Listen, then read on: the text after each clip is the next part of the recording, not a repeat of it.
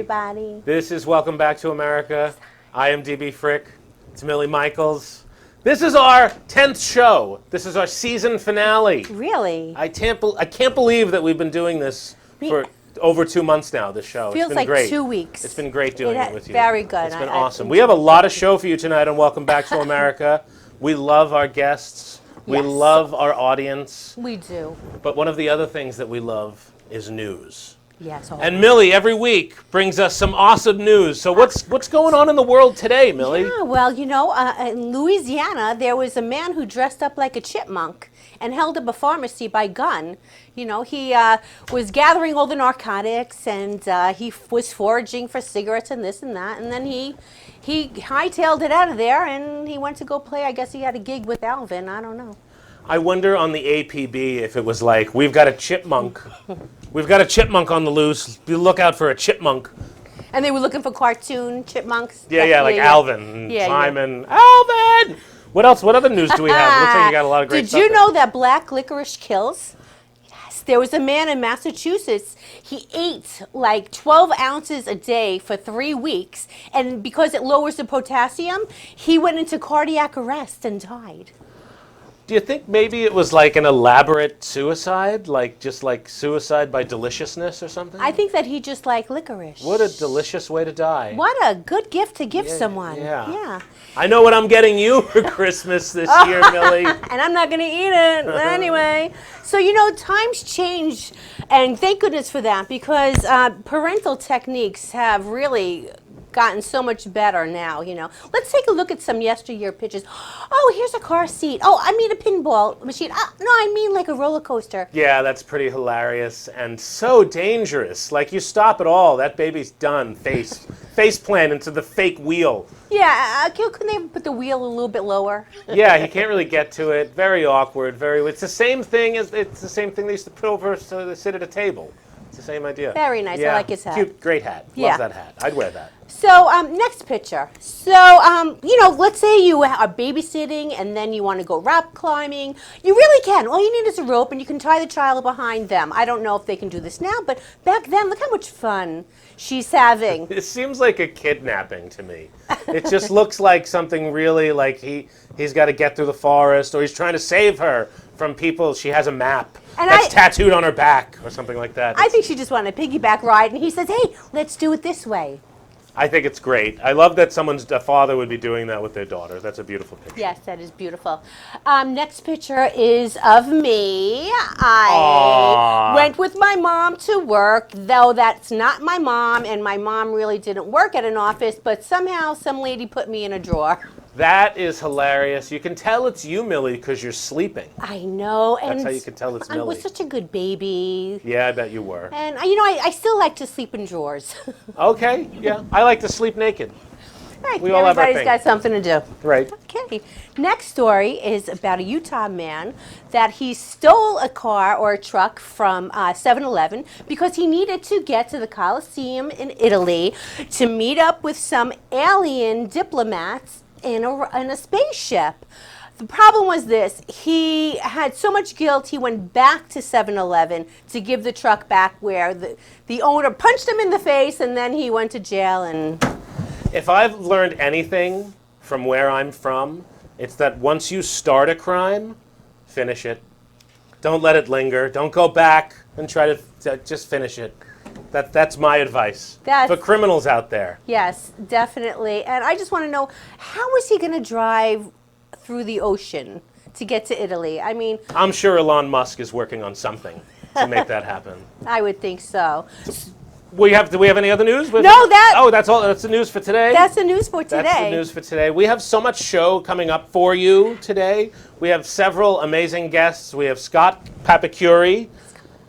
Hartford, Connecticut radio. He was there for years. Teenage heartthrob. This guy got to hang out with like Britney Spears and people like that. Scott Pappacurie taught me everything I know about confidence on stage. And your hair. And hair. He's got great hair too. Great hair. We also have Donna McKenna, casting director. Casts a lot of movies. She has so many movies coming up. You can listen to the interview with her and hear about that. We also have Rich Walker. Ooh, and Chris Monty. And Chris Monty. They do a little comedy team called Walker and Monty, or is it Monty and Walker? Or I don't know. I think that they probably very fight funny. about that a lot. They probably fight over whose name should be first.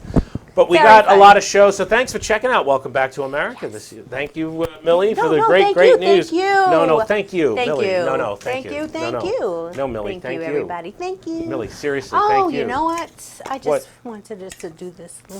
Oh, okay. Looks great. We could do a production of Hairspray. That was my production of Hairspray. You should tune in next week when we do a production of Hairspray. That was it.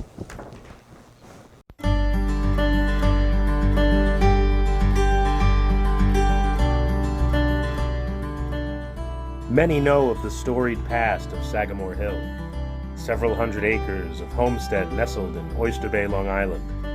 It was a place Teddy enjoyed a variety of daily efforts, including a room for orgies made of tiger pelts and elephant tusks.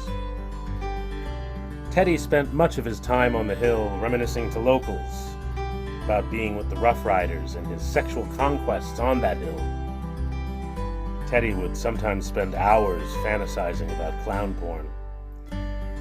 He had no qualms about getting his family in on the action, for it was known far and wide what Rough Riders really meant. You know what I mean? Nudge, nudge. Hint, hint.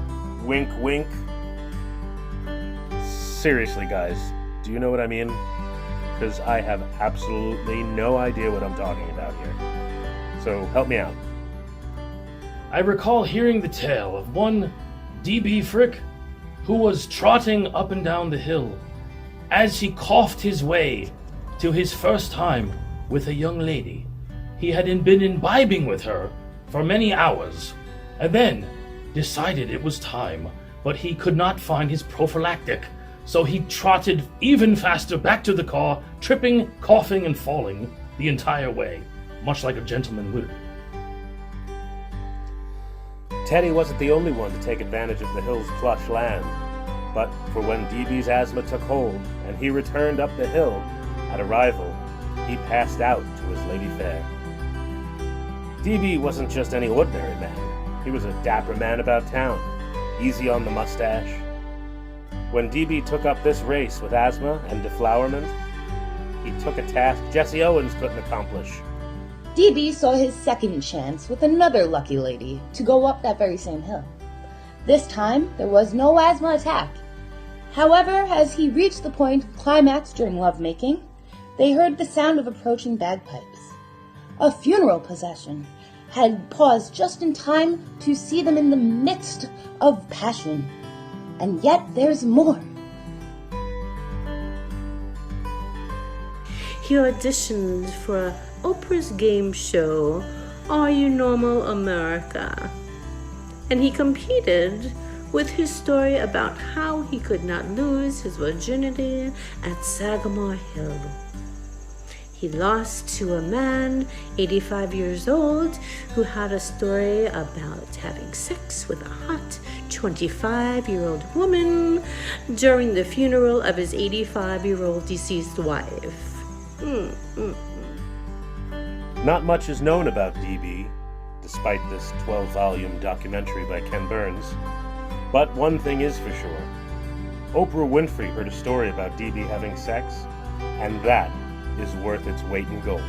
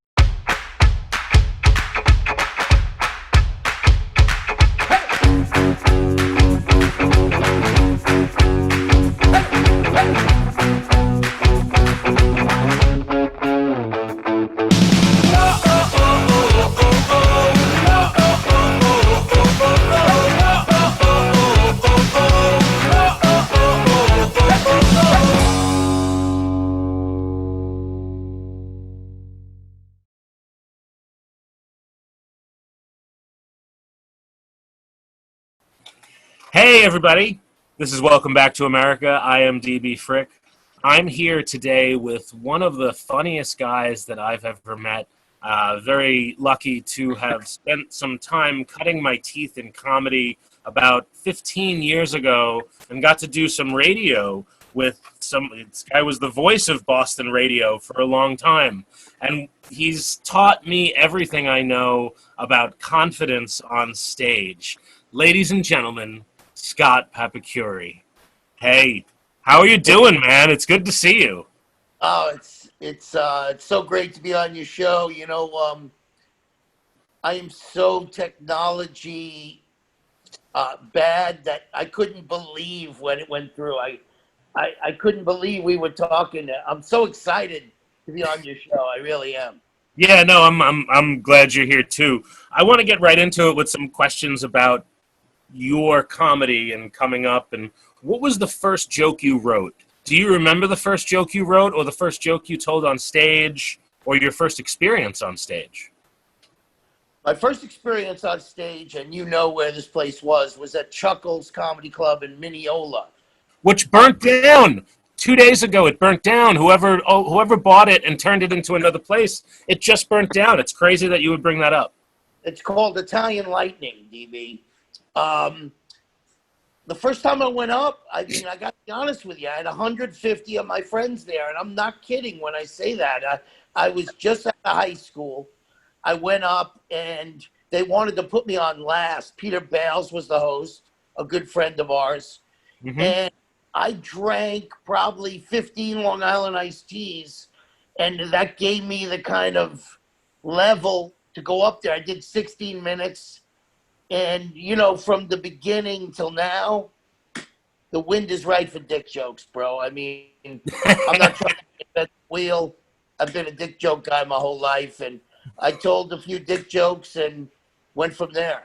So it was kind of like love at first dick joke, that kind of thing. Exactly. I mean, you know, you and I always got along well. And I'll tell your fans something. I mean, I'm so grateful you talk about, you know, learning confidence from me. I mean, the only thing I really had from day one, and it was to mask the fact that I kind of sucked. But I knew how to just pretend that I was good. But the person who taught me how to write jokes is one DB Frick, because I'm not a joke writer. I just go up and riff. And the joke writing process of yours that's why you've been on Conan. Your jokes have been on Leno. You know, you have a process, and I really tried to learn from that. Well, that's a huge compliment coming from you. You say that you weren't funny. It was just confidence masking everything. But by the time I met you, that wasn't true anymore. You were a great comedian by the time I met you. I remember going to a show in the Poconos with you. Big audience. Must have been hundreds of people. And it was, you know, they ate you up like I've never seen anybody. You were hilarious for about an hour and a half. You were the only act. There was no only opening act. It was you. Not everyone does that. Well, I appreciate that. And let's just be honest with our listeners. I remember, you know, at the end of shows, I'm not drinking or doing drugs today, but I did a lot of drugs. And I used to sell my CDs after the show because for the Poconos, I got paid in a check, so I didn't have the money then. So the more I could sell on the CDs is the more drugs I could buy. And I remember, you know, just us enjoying each other's company. And that's how you get to learn, me, you, and everybody, is by going on the road and performing in front of all different kinds of crowds. That was a crowd that wasn't there for comedy. I was the halftime show for a band. And I remember going there a lot of times, DB, and they were like, yeah, we kind of wish, you know, the band was still playing. But the band didn't break. You know what I mean? I remember it being great. I remember the audience loving it. But I do remember it being all like newlyweds. It was like a newlywed type joint, resort type place. Yeah, it was funny because in the mid to late 90s, I had my pick of clubs to work. And then in the 2000s, because of not just my addiction, but how insane I was, I didn't even have the self-control to just do the show and leave. I lost so many clubs, so that at the end of my career working as a comedian, my Poconos account was enough to live. You know, I would do 2 to 3 weekends a month there, and I was used to the crowds. You know, the crowds were people who are, even if they hated each other, DB, they were going to have sex that weekend because it's the magic of the Poconos. Right, you have to. It's in the contract. I wanted to know, what was it that made you stop getting on stage? Do you remember the last time you were on stage doing stand-up, like as a comedian? I have a feeling you've probably done a few shows where people have egged you on and you've gotten on stage in various circumstances, but I'm really curious, what made you want to stop? There was a moment where I wanted to stop. There's a great friend of mine, Ted Alexandro. We talk a lot, and to me, he's one of the top 5 funniest guys in the world. We agree. So we talked one day about that, and it's called the Jersey Shore mentality. What it means is I stopped doing comedy when the crowd thought that they were the stars of the show. I couldn't do it anymore. Like, if I'm on stage and you're on your phone, I can't deal with it, so I just don't do it anymore. Interesting. That is ubiquitous with doing stage work now. There's always several people on their phones not paying attention at all. It's kind of crazy. That's an interesting angle for that. I like knowing that. Well, for myself, to be honest with you, I wanted to Johnny Carson it. I wanted to just disappear without ever doing anything again. That was my goal. But I'm the kind of guy, I don't blame these people. Every meal I make, I take a picture and put it on Facebook. Everywhere I go, I'm just like them. So I can't try to control people. But as a performer, if you're on the phone when I'm on stage, I can't do comedy anymore. Now, you became very popular in Boston radio for a time. Can you talk about that a little bit, that time over there, how you got that job and what led to the demise of it? Well, it was actually Hartford, Connecticut. Hartford, And right. I got a job interview to go meet with this guy, and we met at a Courtyard by Marriott, and we had dinner. And he hired me before he even heard me on the air, just based on what we talked about at dinner. And I think the line that got me hired was, he said, "I just want to let you know we're a top 40 station, and our target audience is 18 to 34-year-old women." And I said, "Well, so is mine." What happened was, when I did the show, I was on for 4 years. I was making $300,000 a year. What I mean by that is I was making $200,000 doing comedy concerts. I would get paid in cash. Some shows I'd get 20 grand for the show. I would not do a show if it wasn't in cash. So the money, combined with living in Connecticut, which was, there's no amount of money. Like, if I had to choose to live check to check in Florida or to be a millionaire in Connecticut, I would choose to live check to check in Florida. Connecticut is it's the saddest place I've ever seen. The people are the most horrible people in the world, and I had to live there. So the sex I had during that time was incredible. What led to me leaving the show was my drug addiction.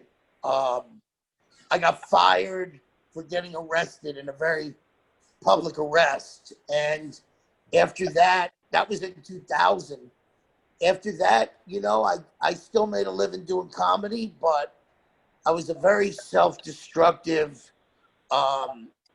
you never know what you were going to get. I would do a good show, but there was so much drama, and I had sex with so many waitresses. It was the waitresses, really. It's not their fault, but, the waitresses would, they never seen anything like me. You know what I mean? All they see is these hacks.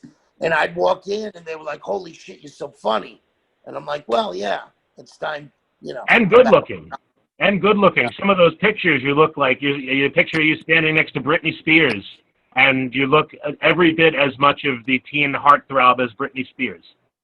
Yeah, that was the whole thing, is right now, I mean, I'm not wearing a shirt. I wear a shirt twice a month. I just wore one. I had to get on a bus and go somewhere. I don't drive, but I've let myself go completely. But back in the day, I've had sex with over 1,000 women, and I did the math. We were actually talking about that one day.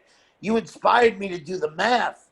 And when I was in Connecticut, it was unbelievable. I was actually ordering escorts. I didn't need to.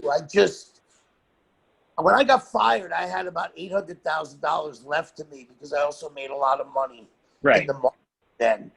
And I spent it all on drugs and whores. I mean, people say, what, did you lose it? I didn't leave it in a cab, man. I left it all with the whores and the drugs, and I don't regret it. I'm not ashamed of it. I'm also not proud of it. Do you remember the most you spent in a day? Oh, yeah. Well, the thing was, depending on what drugs I was doing, and it depended what type of prostitutes I was with. But if I was smoking crack, which is a 24-hour-a-day thing for me, and I had high-priced escorts, probably $3,000 in a day. But Okay. I averaged about $1,000 a day for 6 months. I didn't want to go over that because then I would run out of money. Yeah, there's no reason to go over that realistically, unless you're just paying for everybody else's stuff. Like, even at worst, how much crack could someone smoke in a day? Like one person. That's the thing, is you'd be surprised, because people who do other drugs, they fall asleep, they nod off. As a crack addict, I never went to sleep. It was 24 hours. So let's just say that you average $75 an hour. That's over $1,500 right there. It's simple, but I don't. Again, people ask me a lot, because now I don't have a lot of money, and I don't really have a lot of women, but I love being alone. That's why this Johnny Carson thing I'm doing, I love it. For 30 years, I toured the entire country. Me and DB Frick could be in Wisconsin. You could wake me up from a stone cold sleep and go, Scott, I need to use your phone. And I would look around and go, I know where we are. And that comes from being on the road.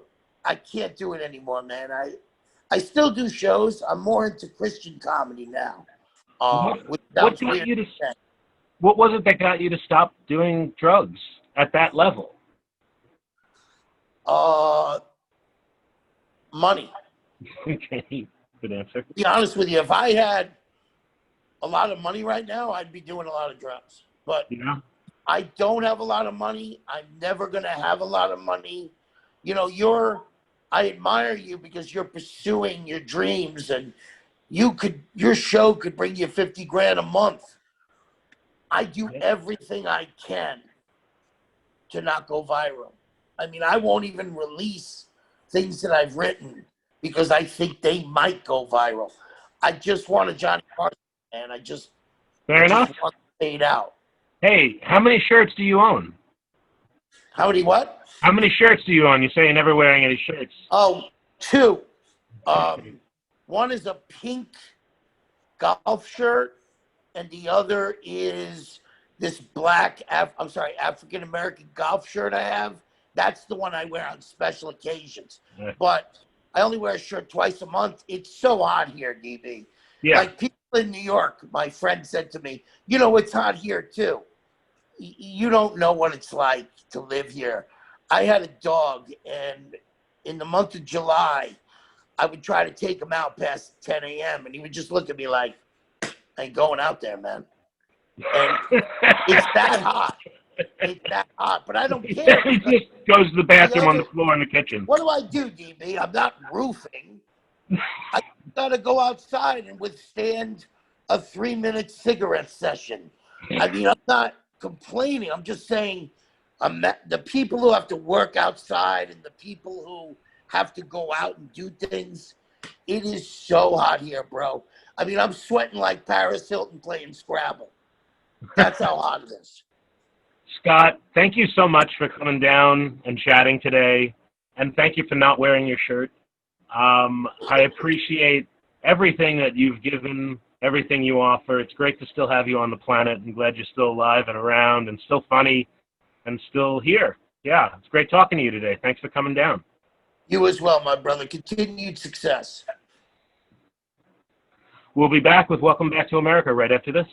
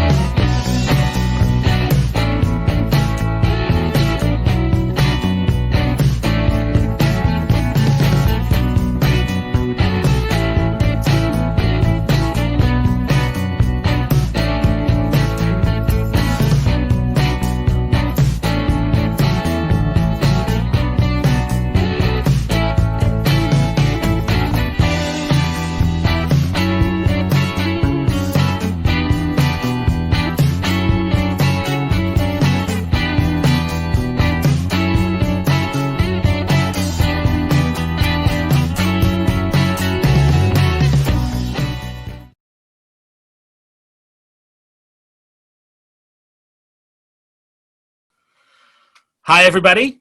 This is Welcome Back to America. I am DB Frick, and I have someone with me today who I know from very long ago. The story behind how Donna McKenna and I met is interesting. I was working at a recruiting center, and she was on a list of numbers to call. So one day I'm going through my usual 100, 200 lists, numbers I'm calling, and I get to Donna McKenna, and I leave a message. But the message that I heard before that was that there's an audition for a commercial happening out in Riverhead. I'm like, oh, okay, I've got to set myself up with that. So I end up calling her back. I set up myself for the audition, go into this audition that day, and I read the lines, and I get the part that day. Right after I read the lines, the producer's like, the part is yours. You got it. Let's go on to the next person. And it was the only time that that's ever happened in my life. But that was a day that led to so much more work in the movie industry. So, ladies and gentlemen, casting director extraordinaire, Donna McKenna. Thanks for coming down, Donna. It's good to see you. I'm glad you're still doing movies. I know you're working a lot right now. So thanks for coming down. Thank you for having me, and thank you for Memory Lane. I love that. That's great. And it is amazing. It is amazing how the littlest thing can change so much. Everything leads to something. I always say that, and I love that you brought that up. And actually, when we met back then for that commercial, I was just starting out, so I was really new and I don't want to say naive, but new, and I didn't know a lot of things. So it took many, many years. That was a long time ago.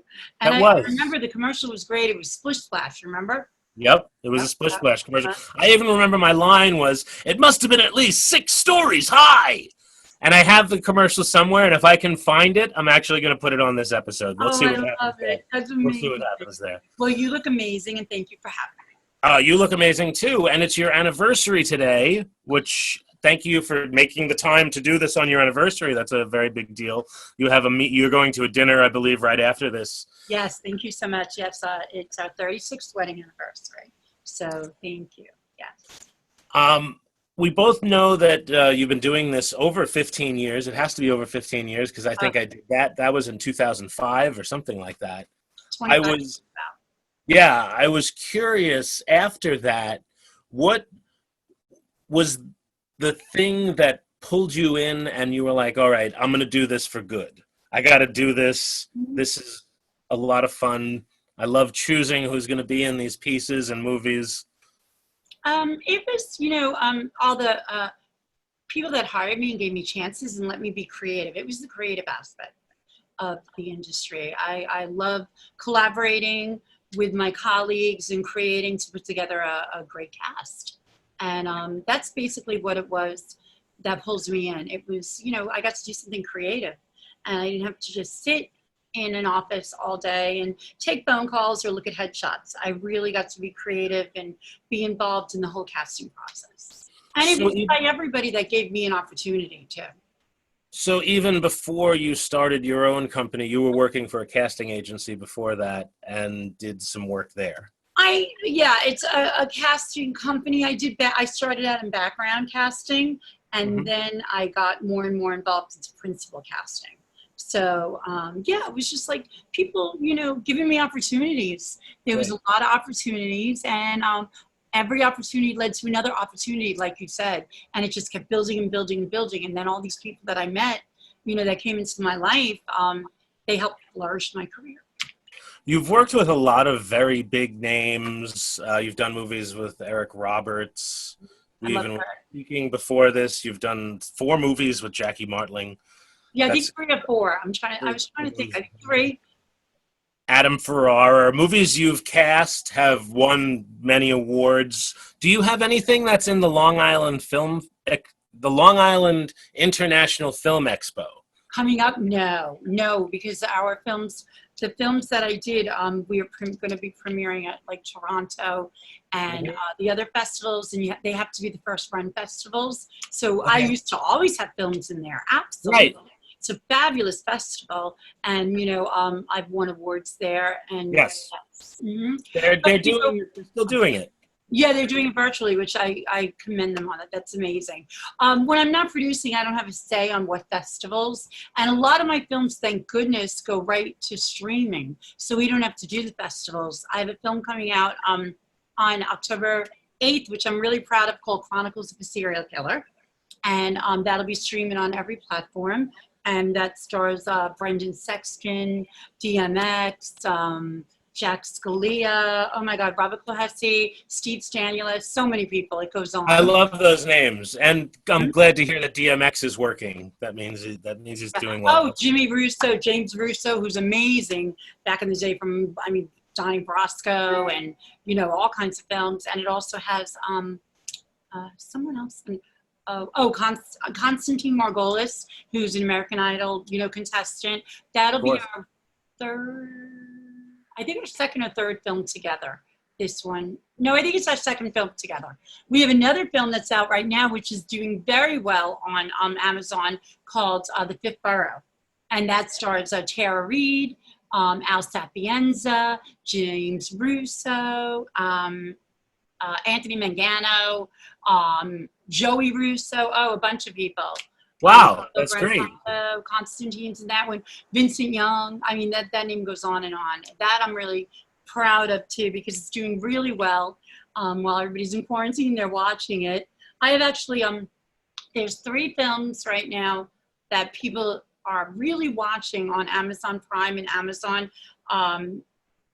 One I was just the casting director of, that's called Night Sweats, and that is really amazing. If people could check it out, it kind of resonates with what's going on now. It's about a little virus that gets let out in New York City, but only to certain people, and it's loosely based on a true story. That has John Wesley Shipp as the star of that, and everybody knows him from The Flash. So that's another great one, and I'm really proud of that. Actually, a couple of the sites called it one of the films to look out, you know, and watch while you're in quarantine.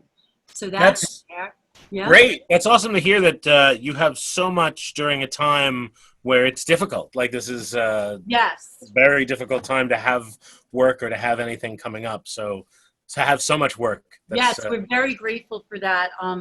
You know, people are watching our films, and we're able to put them on the platforms. Holy Broken, another one I'm really proud of. I produced and cast that. That was all shot in West Hampton Beach, and that has an all-star cast. That's a musical, faith-based film, and that's on Amazon Prime. It got picked up last week, and it's doing really well. It's family-friendly. It's about 1 hour and 10 minutes. Check it out. that has a lot of soap stars, Alicia Mishu, Terry Khan, Martha Wash. Remember Martha Wash? Yeah, sure, of course. And she sings on it and she acts in it. Tom Hubbard is amazing. He's an actor and musician from Long Island, and he wrote it along with Kathleen Jones. And oh my God, Lou Martini Jr.'s in it.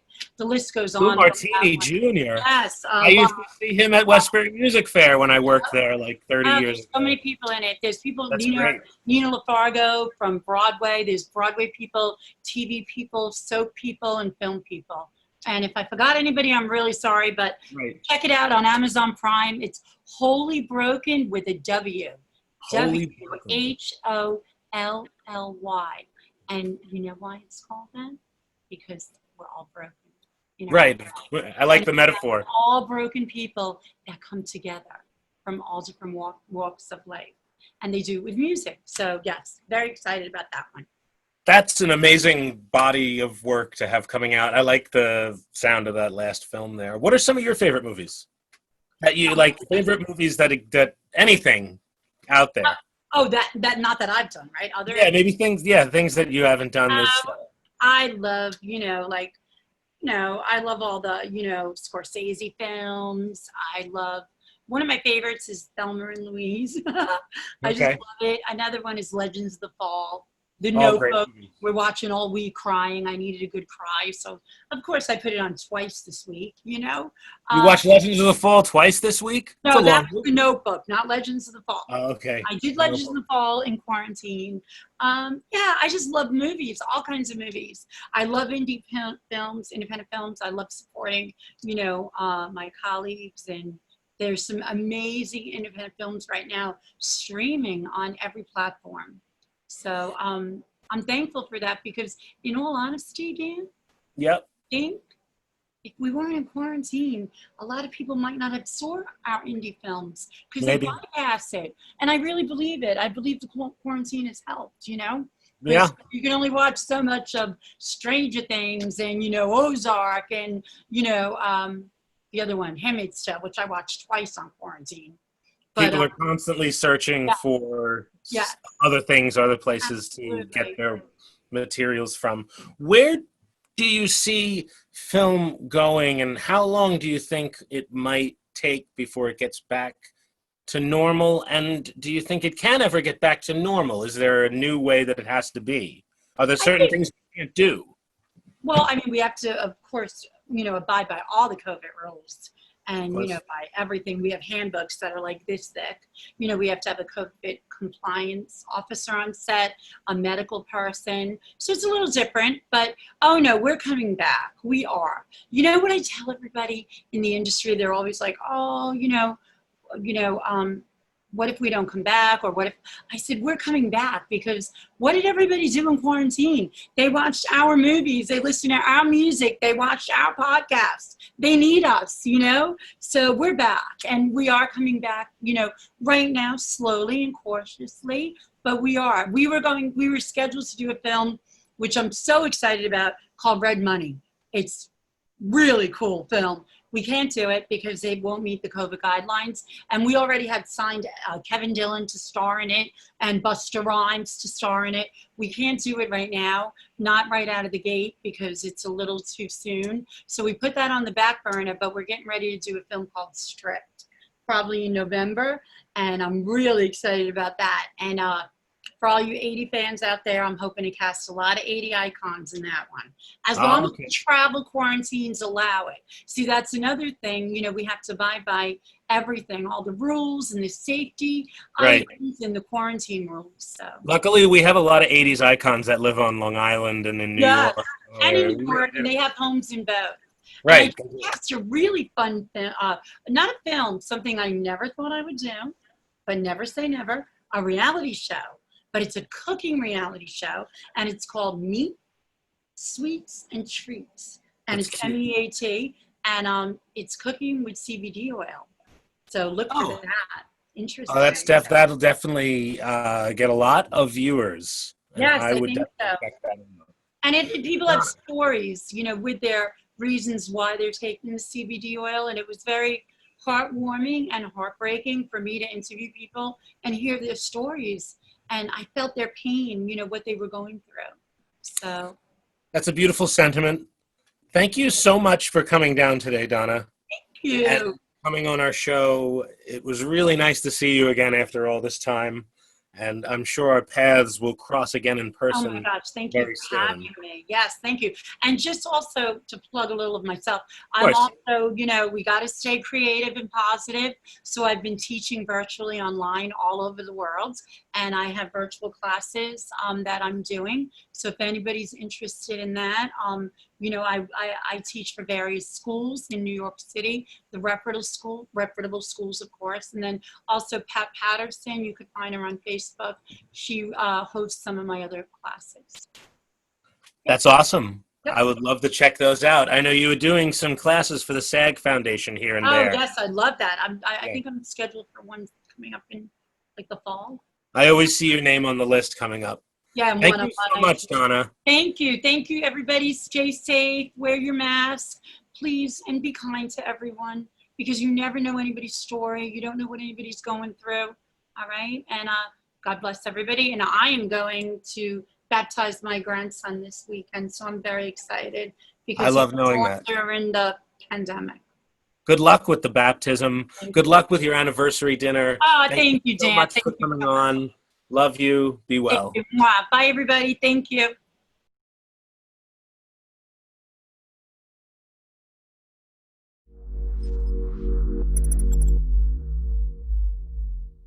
Writing a book is the adventure of a lifetime.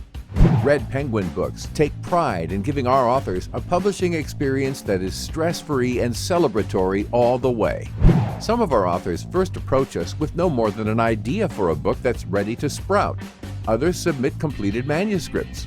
Whether you're at either end or anywhere in between, our goal is to get you published.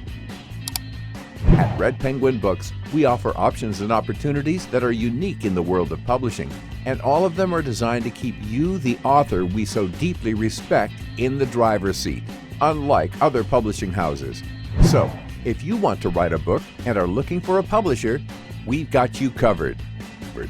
Red Penguin Books deal in publishing services, book development, and ghostwriting for digital, print, and audiobook. Call us at 516-448-4993 or visit our website, www.redpenguinbooks.com. Hey, everybody. I'm DB Frick. This is Welcome Back to America. Thanks for joining us. We have two of the funniest guys around. I love these guys. I've known both of them for at least 20 years combined, probably 50, something like that. First, we got Rich Walker, who is the founder of Stand Up University, has made lots of comedians get on stage. The man who tried to get me on stage to do stand-up for the first time, and I said no. And we also have his partner in crime, Chris Monty, who's been on Kevin Can Wait. And if you go online, you can see the Monty and Walker show, which is hilarious, old school comedy. And we're going to show some of that after this interview. Great little pieces, simple one-liners too. They're like great beats. So Rich Walker and Chris Monty, thank you for coming on the show today. Thank you for How having you doing? me. Oh, there we go. Yeah, no, thanks. I even got a little sign there. That's great. I wanted to ask you first, because I think this is important to know. And I'll go to you first, Rich. What first made you want to get on stage? When did it first happen? And what was that like? Well, I wanted to go on stage my whole life. When I was a kid, I grew up watching Johnny Carson every night and his monologues, and I knew it was something I wanted to do. But it wasn't until late in my life I actually shattered my ankle on the ice, and I was home from work for 3 months, and I saw a clip in the paper that said, bring your best 5 minutes down to a bar called Long Island Cafe in Bayshore. And so for the next 3 months while I was home from work with a broken ankle, I would start writing my material. And then once I was able to walk again, I went down there and I was hooked ever since. I did 15 minutes my first night, not knowing I was only supposed to do 4 minutes. And I knew I was hooked. And they asked me, it was Joe Starr came up to me, he said to me, get ready. He goes, you were really good because I want you to come back next week. I was like, wow. And then he said, bring your family and friends with you. And I was like, yeah. All right. I should. That's right. Should. That's great. That's where I learned about the business on the first night. How about you, Chris? What first got you on stage? When did it happen for you? Well, I fell in love, like Rich too. I watched all the old time guys, and I fell in love with Johnny Carson and Jackie Gleason, and I loved Red Skelton. And I was about 7 years old, and I said to my parents, "That's what I want to do. I want to be a comedian."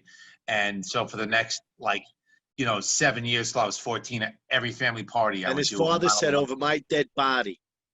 It's true. My mother and father said, "No way, we don't want a child in show business." That's true. And but I started performing at family parties, and I was doing ripped off material. I was doing Carson monologues, and I was doing Red Skelton monologues, but I was killing. So then I kind of gave it up when I got into high school, and I didn't want to be in plays and stuff at that point because it was all musicals. So when I was about 25, I did some open mic that really didn't go so well, but I didn't let it discourage me because a few weeks later, I saw the ad for Stand Up University and at Governor's Comedy Club, I believe it was, Levittown, and it was Rich Walker, Peter Bales, and the guy who collected the money, Steve Lazarus, and and that was it. I got on stage really for the first time at that graduation show in 1998. And I didn't stop from there. And right after, let me just say, Dan, right after I did that comedy show, it was great because the whole crowd's there to see the show and they go crazy. But, like the next night I went out and I hit an open mic in like Rockville Center, and it wasn't a comedy open mic. It was just an open mic. So it was like singers and poets. And I got up and I ate the biggest, crap sandwich that you could eat, and it like set me back because the night before I was at Governor's with 200 people, standing ovation, I killed, and then I go there and I do 5 minutes to this goth crowd who just didn't even look up from their coffee. They were just drinking, it was a coffee house, The reality sets in after stand-up. How long have you guys known each other? And where did you meet?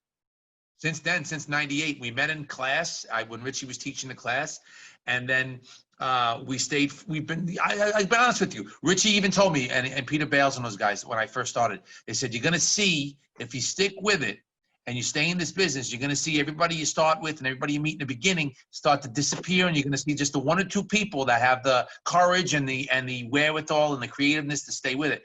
And Richie and I became friends, and he would always help me out with spots on his show, the Thursday Night Fun Factory at Brokerage, and anytime he had a backyard barbecue or some kind of he was the one who told me, you got to get up in front of every kind of audience because it's going to make you polish and it's going to make you never fear any kind of setup because you've worked in front of a VFW hall or a backyard barbecue, and then when you get into a comedy club on a Saturday night, he goes, you're going to destroy because you're going to be your chops. I brought you into your first house party, remember? Yep.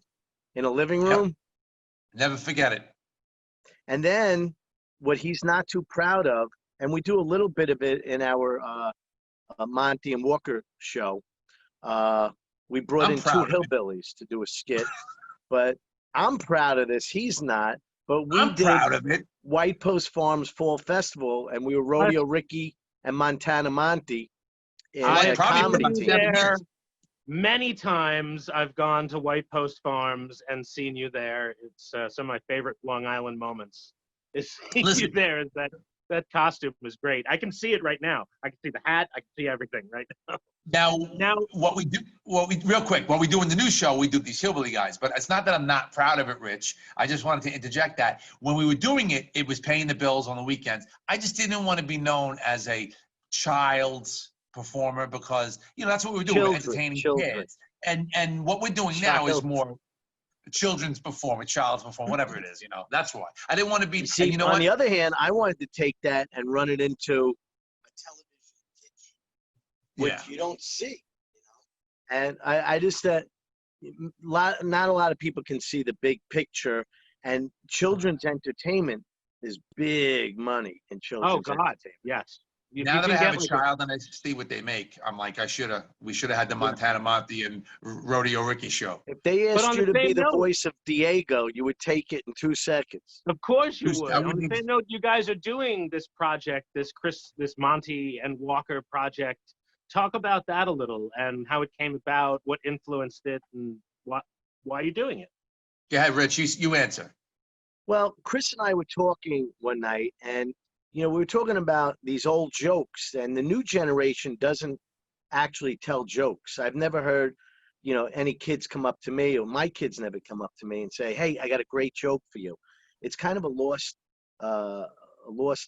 phase. I mean, in our day, you went into the office, everybody came up with a great joke for you. Not anymore.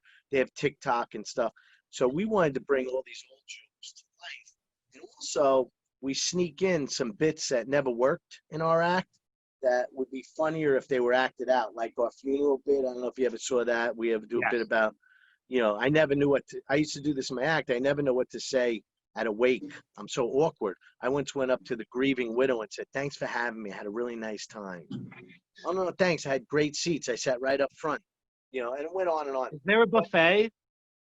What? Is there a buffet? Is there a buffet? No, we said we had a great punch to the sketch, Dan. We did the joke, and the grieving widow walks away from us in disgust, and I yell out, Richie goes, "Are you putting any food?" Yeah, Richie goes, "You putting any food out at the house?" And I'm like, "Yeah, I'm starving." That's Walking away hilarious. from the casket. That's awesome. So we're bringing like stuff like kind of bits or real life situations that are funny and comical, not just jokes. So we're trying to mix it up with a good variety of stuff. But each episode is 3-4 minutes. We do like 3 quick skits, and who knows where it could go. We want to put it on TikTok as individual 1-minute things.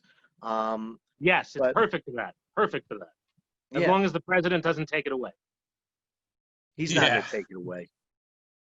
He can't. He can't. No. But Too at many least you teenagers. think like me. Don't you fear teenagers more than anything else? I wouldn't want all those teenagers against me. I don't think Trump would do that. You know what's really funny?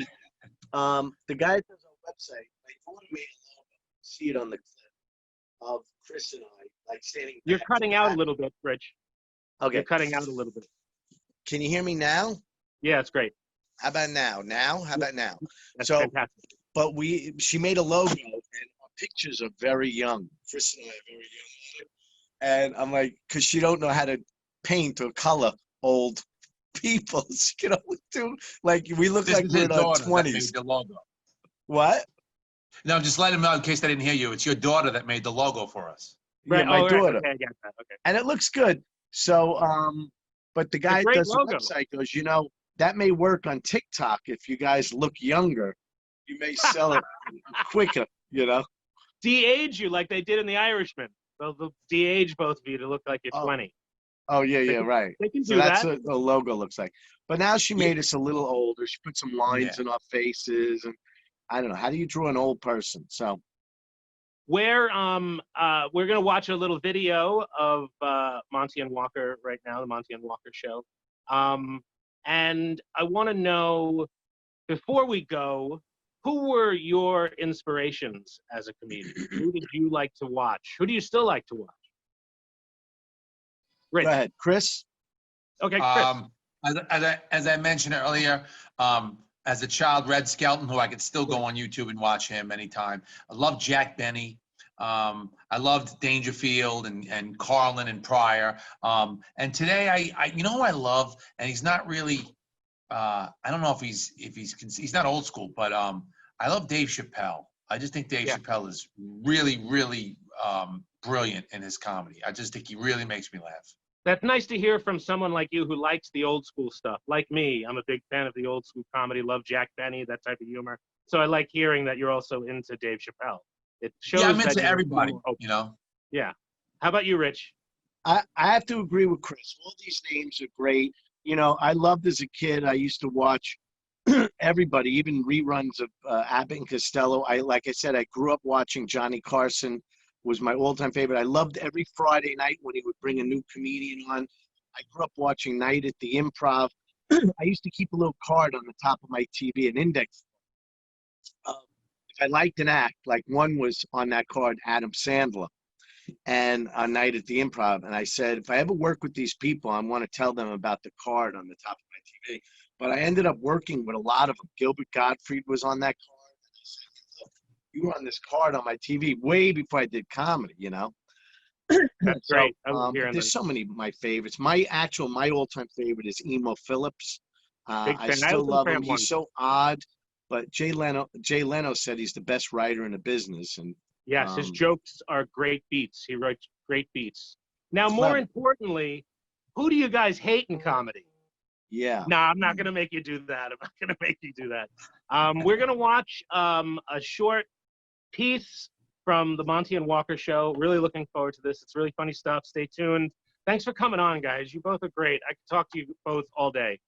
Us too. Thanks for having us. Yeah, thanks for having us, DB Frick. Good luck with your new show. Welcome back to America. It's a great title. I love it. Great title, great show. I'm going to watch it every week. I appreciate Hopefully it'll that. have Thanks new so much. meaning in November. Yes, November.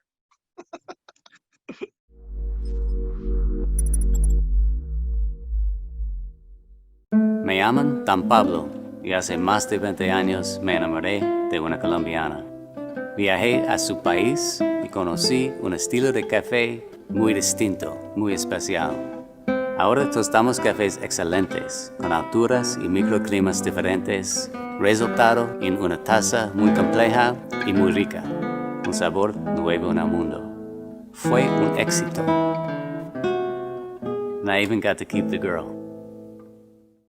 Ugh, I hate these things. I never know what to say to Wake. I know. It's just so awkward, right? But you know what? We have to give our condolences to the widow. Let's go. Thanks for having us. We had a really nice time. We had great seats right up front. Yeah. Oh, don't cry. You look beautiful in black. Oh, he's right. Very slimming.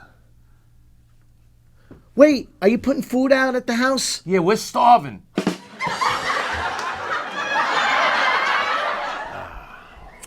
Hey, pal, smoking's bad for your health. Leave me alone. No, really, you could die from that. My grandfather just turned 102. Your grandfather smokes? No, he minds his fucking business.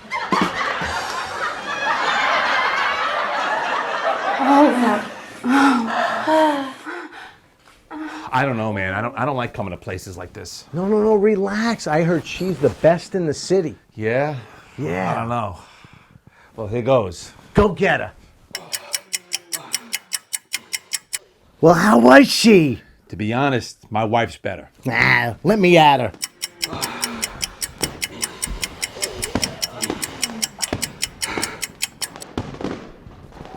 So? You're right. Your wife is better. Let's go get a sandwich.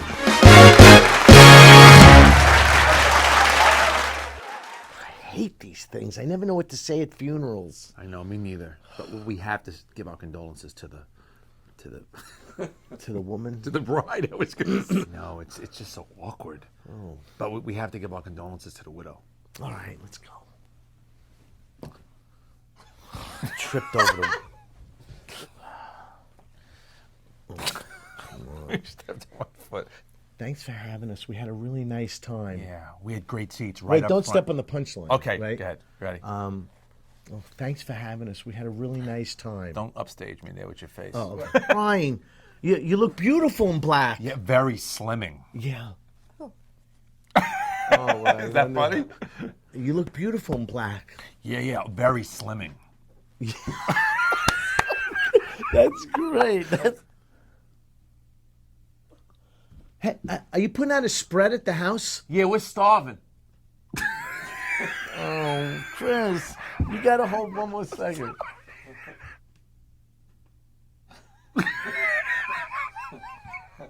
So?